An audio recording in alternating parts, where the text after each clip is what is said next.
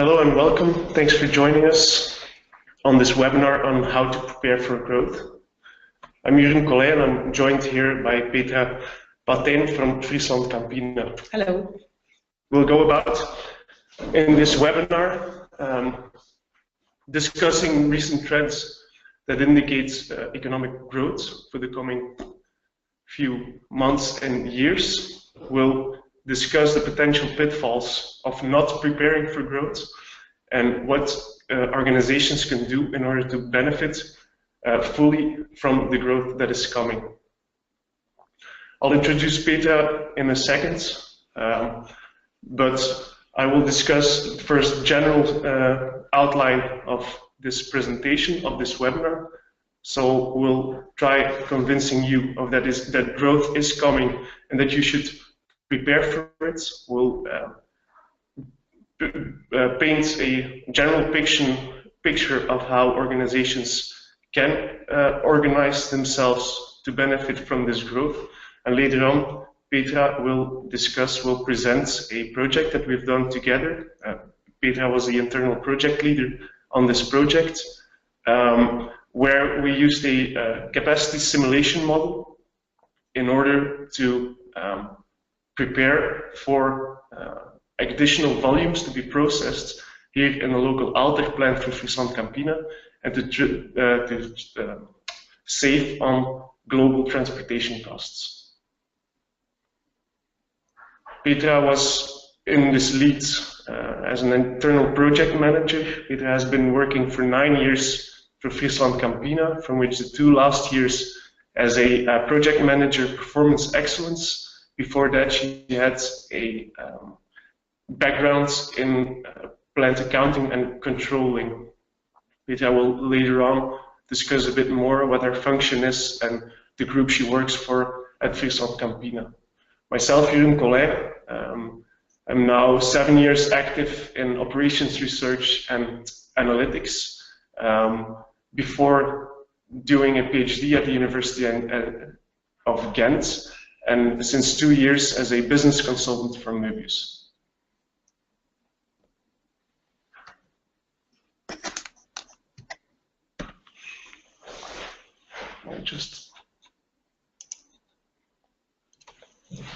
So recently, projections have been made that growth is finally coming back to Europe.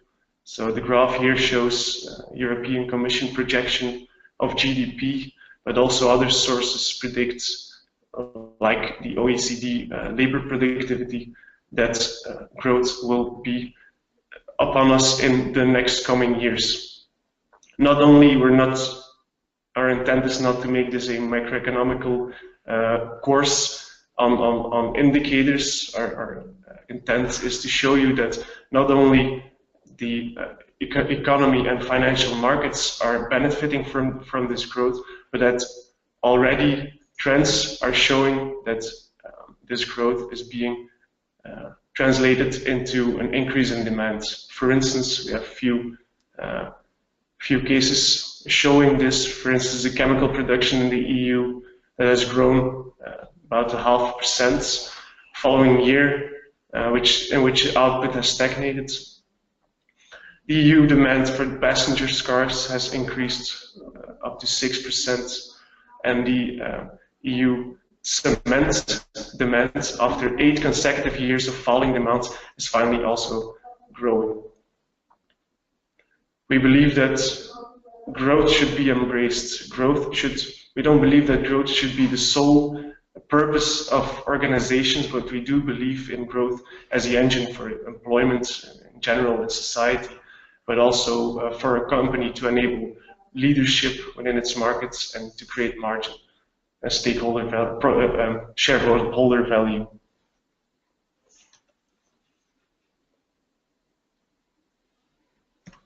Not preparing for growth might mean you miss an important opportunity. We see that growth can come in different shapes. Growth can come as an increase in demand, the volumes for the projects you're already in the market for, but also the product mix can change drastically. For instance, growth could mean that more complex, more luxurious, higher margins products, potential volumes for those are increasing. And growth can be not only driven by external factors like an economic upturn, but growth can also be the results of internal forces. Let's say you are in a market that is being disrupted by digital, newly found companies. Let's say you're a classical retailer. Typically, you would, at that point in time, try to go with this transformation, with this digital transformation. Think about classical retailers that are using the services and the channels of an Amazon or a bol.com in the Netherlands. These transformations could also drive your growth.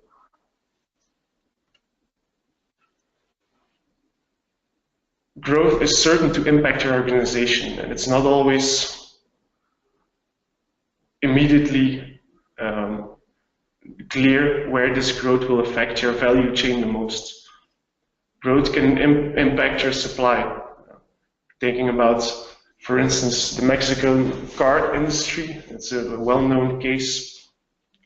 The Mexican car industry, due to the introduction of brands like Audi, BMW, and Infiniti, there was an enormous increase in the demand for these luxury vehicles. These premium brands were able to see demand increase for 4 to 10%. However, they did not prepare for it. And suddenly their supply of powertrain and bodies for their cars, for these luxurious vehicles, stopped, and they couldn't no longer fulfill this demand, thus leading in missed sales. Manufacturing is an evident place where growth can affect your organization and your value chain. Let's say you're producing next to bottleneck capacity. Obviously, there is no excess capacity for you to fulfill this excess, to fulfill this new demand, this increase in demand. Almost 10 years ago, we did a project for a producer of industrial transmissions. Their project or their vision was to double their volumes. Needless to say that this had an enormous impact on their manufacturing capabilities and their assembly lines.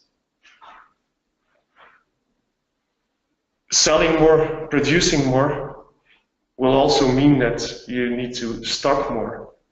So obviously, normally warehousing could also be affected. With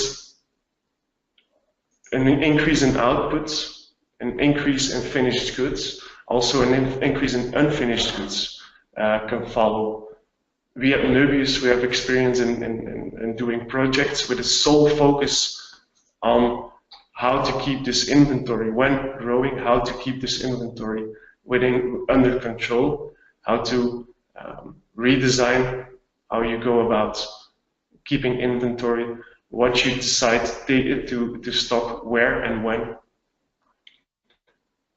A couple of years ago, we did a project for BIC in France, which is the French company that's mostly known for their ballpoint pens and their lighters. Very low value density products, commodities. Obviously, there the focus when growing should also be on how to keep the capital employed as low as possible, the working capital as low as possible, and warehousing and inventory strategies and redesigns can be an integral part for this. When producing more, stocking more, a logical step will also be that you change in your transport volumes. We have recently done a project for a large Belgian retailer where we Colruyt, which is the largest Belgian retailer, when we had where we built a strategic simulation model, looking at, they knew if they wanted to grow further, they would run into bottlenecks. One of the ways to relieve these bottlenecks was to look into their replenishment and transport strategies. These different elements of your value chains, these different functions of your value chain, can be impacted from an infrastructure perspective, but they can also be impacted from a people, a process, and a cost perspective. So just as growth can come in different shapes, the way it affects your organization can also come in multiple forms. And its impact on your position can also have different elements. In the case of the Mexican car companies, car manufacturers, these missed sales, well, these people were still in the market for buying a car. If they couldn't buy it from a premium luxury car like BMW or Audi, they would have bought another car from another company. Potentially this was followed by a loss in market share. From a more local perspective, if a plant is not agile enough to respond to an increase in demand, potentially these production capabilities are replaced or are offshored. Preparing for growth might not have an immediate return, but I like to look at it from a perspective of opportunity costs, taking into account loss of market share, potential replacement, and offshoring. What is the cost of not preparing for growth? What is the opportunity cost? A well-known example for this was, for instance, Lego, the Swedish producer of the very colorful bricks that both children as well as all the adults like to play with. They at one time their demand grew so large and they couldn't handle these volumes anymore.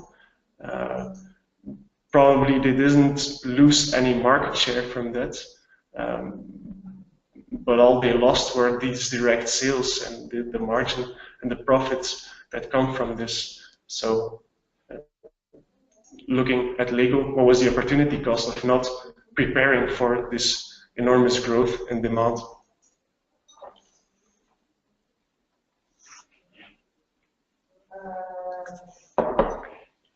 I'll walk you through a general picture of how we go about helping organizations preparing for growth. I've tried to make this presentation or this visual as close to what we do in reality and how we go about these projects, but I also wanted to make it stick so that you, as attendees to this webinar, would take this home with you. That's why we created the ABC of preparing for growth. A stands for anticipate. Preparing for growth means that you should look beyond your traditional planning horizons. B stands for the bottlenecks you should identify as early as possible.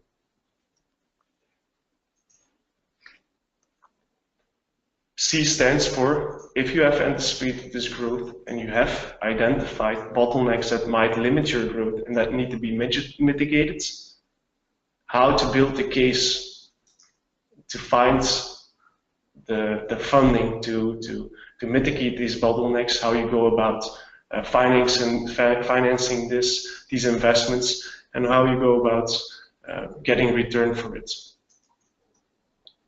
We could stop right here with the ABC, anticipating, identifying bottlenecks, and building the case to mitigate these bottlenecks. But we wanted to highlight two additional letters. We wanted to highlight D and E. D, because we strongly believe in that all of these steps, A, B, and C, they should be supported by the right data to decide. They should be supported by the right data analytics capabilities to find the right answer to each of these questions. Also, E, we want to highlight, to apply enterprise excellence. You might not be willing to create additional capacity immediately to fulfill extra demands. You might be more willing to look into how can I reduce my downtime, how can I increase my efficiency. This you can do by installing a culture of continuous improvement. I will now try to discuss more in detail all of these steps, A, B, C, D, E, of how to prepare for growth. Anticipate. As said before, you need to look beyond your traditional planning horizons. You need to look beyond the horizons you usually use. Because why? Because your forecast won't pick it up. I have a if we're looking at growth, if we're looking at growth from a very narrow perspective in time, I recall the case for a Belgian toy retailer who was at regular intervals, not too regular intervals, just at certain times, who is confronted with hypes in toy retail. These hypes are very momentarily growth. As soon as you've missed it, it will never come back. We, for Dreamland, this Belgian toy retailer, this is a bit outside the scope of this presentation, but we looked into how, for instance, since we could assume that Anglo-Saxon countries are leading in toy retail, we could look at Twitter feeds, for instance, for certain subjects, trying to predict what would be a hype and what wouldn't be a hype. So traditionally, forecasts won't pick it up. Look beyond this. Also look further. If we're in a transformation, a digital transformation or organizational transformation, if you're installing a culture of enterprise excellence, this will not happen overnight. Typically, these projects last 2 to 3 years. You won't have return immediately. Take the broader perspective, and therefore it's certainly it's best that all of these initiatives, they are aligned with your strategic objectives. Just because you won't receive immediate returns on these initiatives. Another example of anticipation that I want to share with you was this project we did for Colruyt. I mentioned the strategic simulation model before. They knew if they would be keeping growing as they did, they would run into problems. They didn't run already in problems, but they were anticipating. So they want to have a simulation model to, we'll see that in the next steps, to identify the bottlenecks and then to test technologies or techniques or strategies, sorry, for how to mitigate these bottlenecks.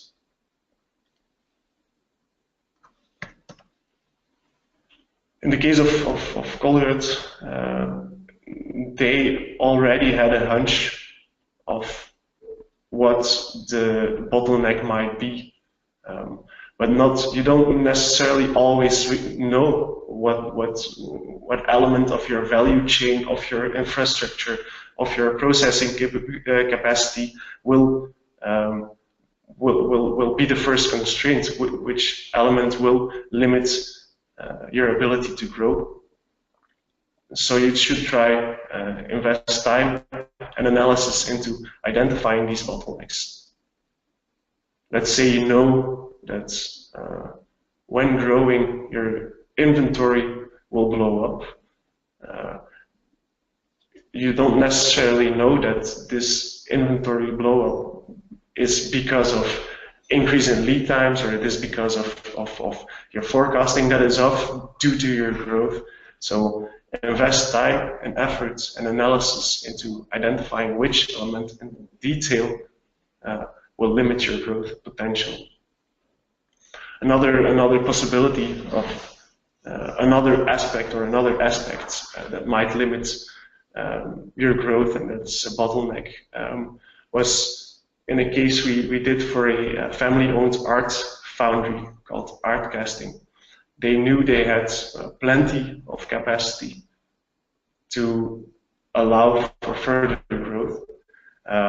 What they also knew was that their planning and the way they handled customer orders and potentially customer complaints was not already up to par with this capacity. And because they were in the market as a customer intimacy champion, they knew they couldn't afford just growing without having robust planning and robust customer order handling.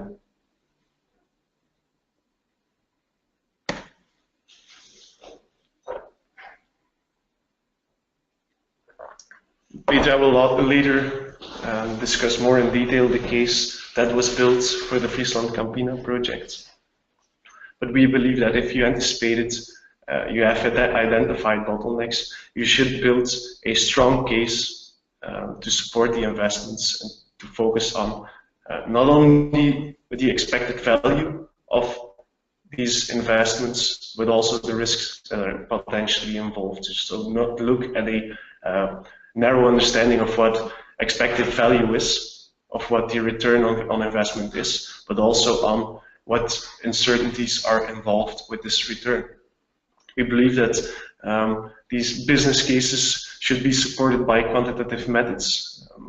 Recently, we've done projects for instance, for Ravago, which is a plastics producing company, that after long periods of growth, they needed to consolidate their distribution network, and they needed to build a business case for reducing their distribution, their European distribution footprint, in order to capture additional opportunities and control distribution costs. Another case in which quantitative methods support business cases was, for instance, when we, for Malice, which is the market leader for sterilization and textile services in healthcare sector, where we looked into, their question was, we want to grow, what do we need to do? And the specific business case was, should we build a new sterilization plant, and where should we build it? So this is where quantitative methods come into play, where they support the business case.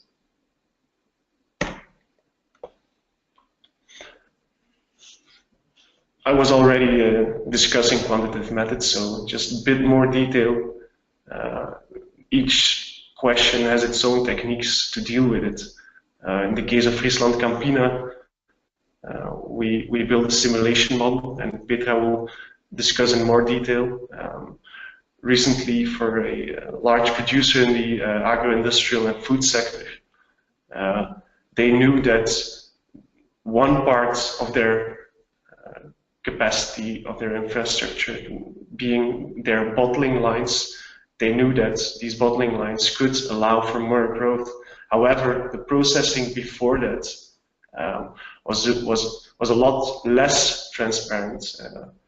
One way to try to disguise whether this processing capacity before would be able to allow this growth was to build a simulation model. Optimization allows finding solutions, like I said before. Where should we build a new plant, and where should we build it? but it also answers questions as, for instance, should we stock or make to order certain products? Where should we stock those products? How should our distribution network look like? But also more operational.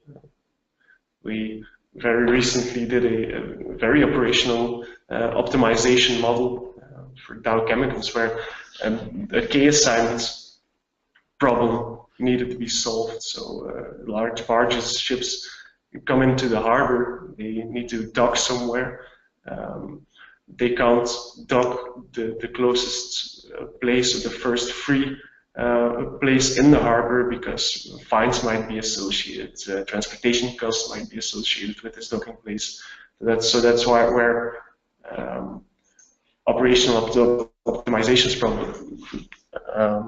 projects come into play. And finally, I will not go into too much detail there, installing an enterprise excellence,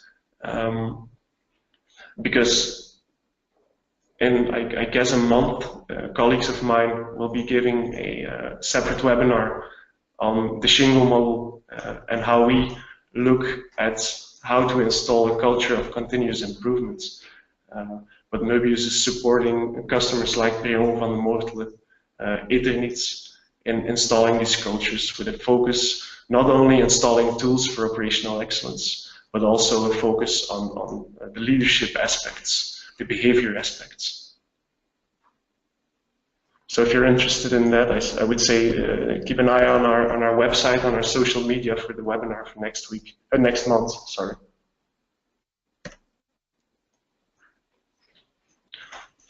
So we'll now proceed with more detail on the project Peter and I performed last summer, or at least the part of the project we were involved in, being the quantitative supporting of the business case, which was for Friesland Campina. Friesland Campina is a 11 billion euros dairy producing organization with more than 22,000 employees. The scope of the project was the Aalter plant, where we looked into, can this plant in Aalter receive additional streams of fresh raw milk, and at the same time, can we, because we had to do, Peter will discuss more, because we had to do a capacity increase, can we save on total transportation costs? So Petra, the word is to you. Hi everyone, my name is Petra Patijn. I'm working for 10 years at Friesland Campina. I started in plant controlling, afterwards did some Wacom projects, was in some other roles, and now I'm part of the Amersfoort team as project manager performance excellence. Our team is responsible for all CapEx projects above 1.5 million euros within supply chain. Our business group is CPMEA, Consumer Products Europe, Middle East and Africa. So all chilled, ambient or condensed milk products are produced in our plants. Before this project, I did some projects like the closure of Sleringen, the commercial part, startup of a PET line, and the introduction of, for example, Yazunas, that's a no added sugar product for the UK market. First part of last year, the question came in from corporate milk valorization if the plant Aalter, located in Belgium, could receive a new fourth milk stream.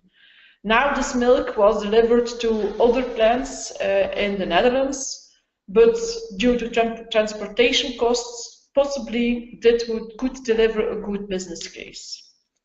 Important, due to claims, all milk streams need to be separated from reception through the processing department and filling departments. In the orientation phase of the project, we did some brainstorm sessions with some experts within the plant. After the go in the viability gate, the do we want it phase, it was important to translate our gut feeling into a real business case, built on facts and figures. At that moment, I contacted Möbius.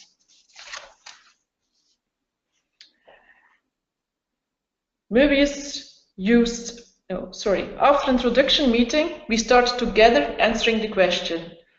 Möbius used an event simulating model to access the capacity of the existing installation.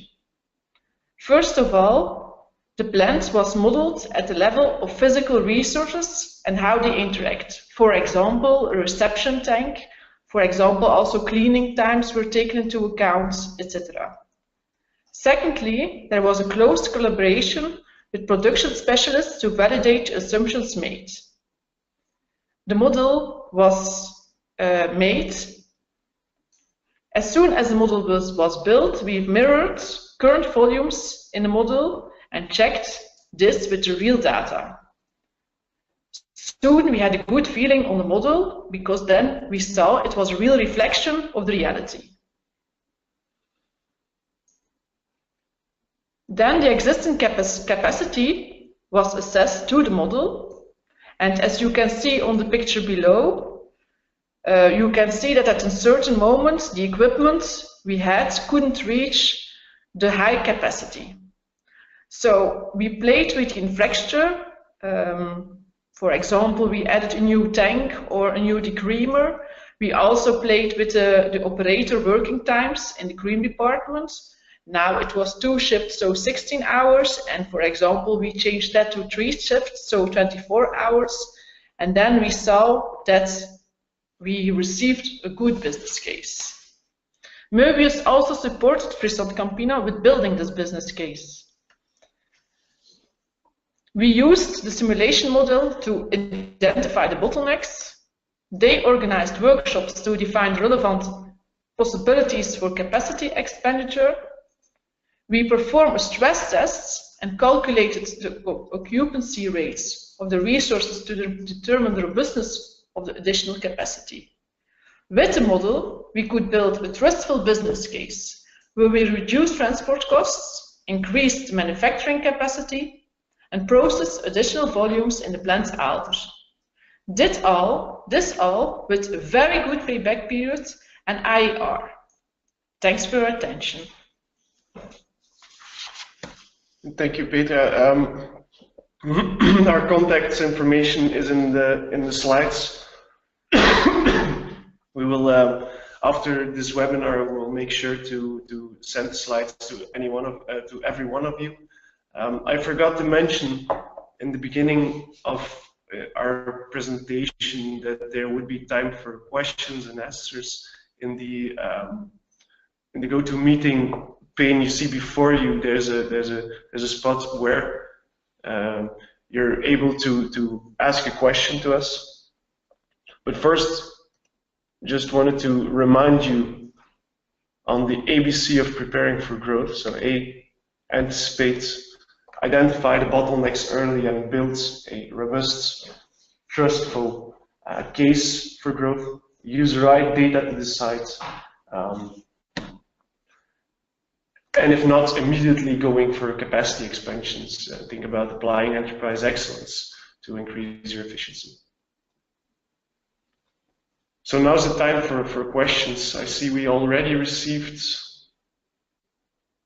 a question. First question. What is the best way to define scenarios for bottleneck identification? I'm not sure who of us should answer it. I'll give it a try, I guess. Like Peter introduced in the last slides, we did this together with, I can't recall exactly who from Friesland was all involved, but operations was involved, the real production floor operators were involved. So we organized workshops where we discussed what we had done, the model that we had built, the kind of outputs that came from it, and already at that point we had done a calibration. And at that point in time, we asked for input in these workshops. We see all of these, like the graph Peter showed, we see all of these these signals, these effects for the different occupancies of our different resources.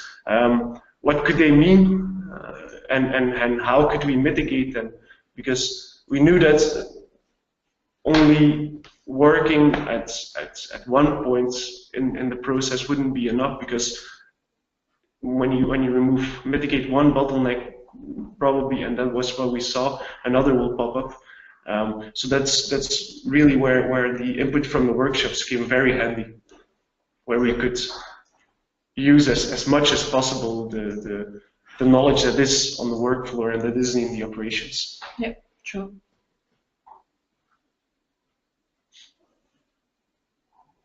The second question came in, how long the project that we did for Friesland, how long it has taken.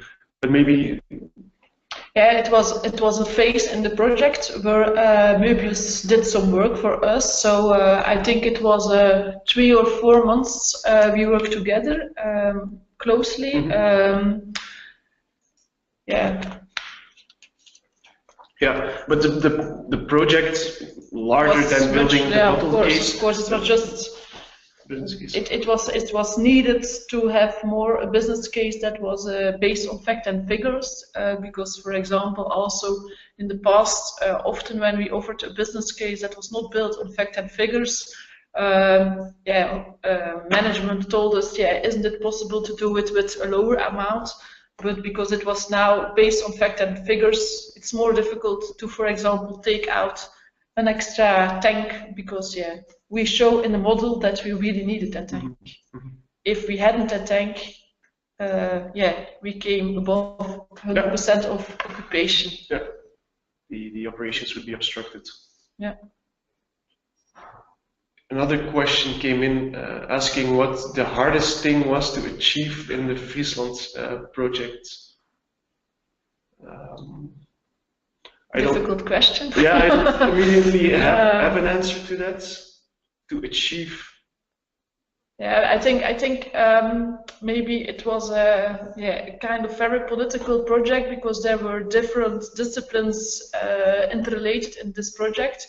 And that's why also for us with Campina it was that important that the case we built was based on fact and figures, because before we did it with our gut feeling business case, and then it was very easy to say, is it really needed to have an extra tank? Maybe it's also possible without. So I think that's was the most difficult thing, but due to the business case and really show the effects of not doing investments, and also the effect of the volume, that really helped us.